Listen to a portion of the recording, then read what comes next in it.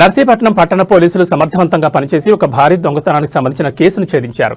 ప్రయాణికుల్లా నటిస్తూ ఆటోల్లో దొంగతనాలు పాల్పడుతున్న ఇద్దరు పాత నేరస్తులను అరెస్ట్ చేసి వారి నుంచి 60 గ్రాముల బంగారాన్ని మరియు ఒక ఆటోలు స్వాధీనం చేసుకున్నట్లు పట్టణ సీఐ షేక్ గఫూర్ తెలిపారు.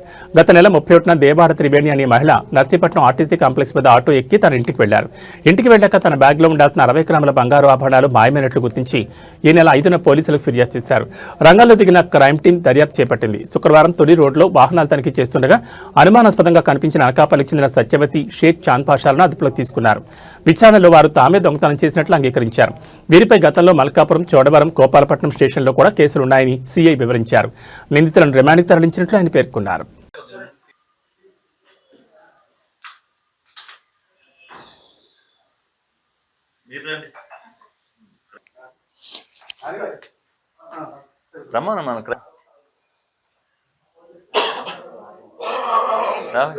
ఇట్రా ఈ అమ్మాయి పక్కన ఇంకా వాళ్ళని ఇటు మీరు ఓకే అంటే నేను చెప్తాను.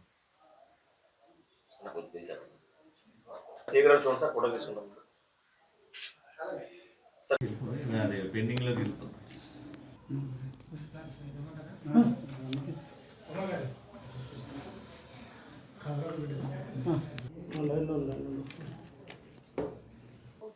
ఓకే అండి. అండి నర్సీపట్నంలో దేవాడ త్రివేణి అనే ఆమె, వెలం వీధి నర్సీపట్నం అనే ఆమె చోడవరం మొన్న 31వ తారీఖుని ఆర్టీసీ బస్సులో వాళ్ళ కూతురు దగ్గరికని ప్రయాణిస్తూ వెళ్ళి మళ్ళీ అర్జెంట్ పని మీద వెనక్కి రావడంతో అదే బస్సులో తిరిగి వస్తుంది. ఆవిడ వెళ్ళే క్రమంలో ఆవిడతో పాటు ఒక 2 బంగారం గాజులు, అలాగే ఒక 2 పేటల చైను, అలాగే ఒక చెవిదిద్దు, సుమారు 60 గ్రాముల బరువు గల బంగారం వస్తువులు ఒక బ్యాగ్లో చిన్న పర్సులో పెట్టి తీసుకెళ్ళడం జరిగింది.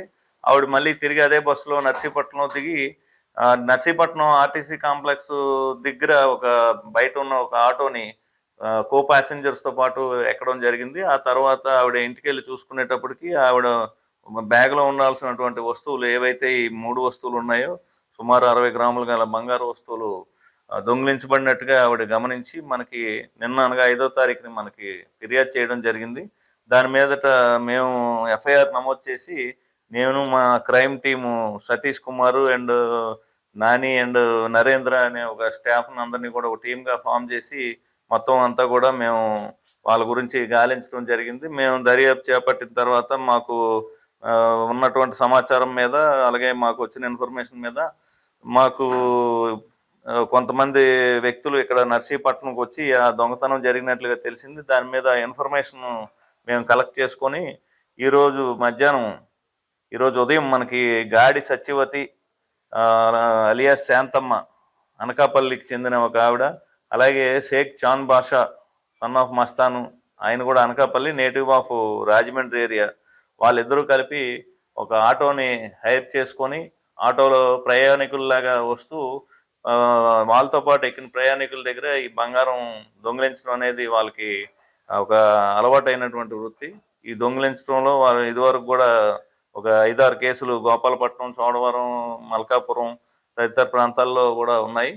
ఈ పాత నేరస్తులను మేము గుర్తించి వాళ్ళ కదలికలను గుర్తించుకొని ఈరోజు ఉదయం మనం ఇన్ఫర్మేషన్ మీద తున్ రోడ్లో వాళ్ళు ఆటోలో వెళ్తున్నారంటే మేము వాళ్ళని చేసి వాళ్ళని వెహికల్ చెకింగ్లో ఆపి పట్టుకోవడం జరిగింది.